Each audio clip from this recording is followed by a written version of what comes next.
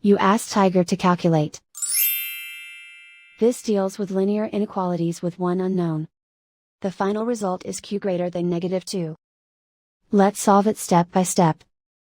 Group all constants on the right side of the inequality. Add 5 to both sides.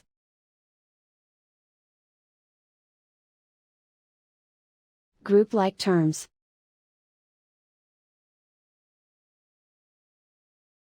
Simplify the arithmetic.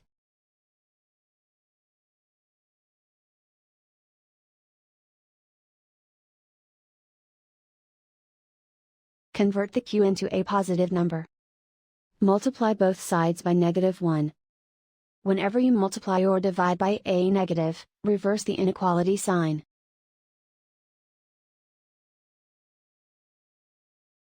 Remove the ones.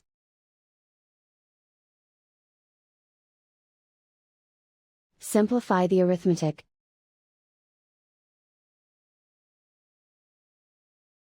Plot the solution on a coordinate grid. And so the final result is q greater than -2.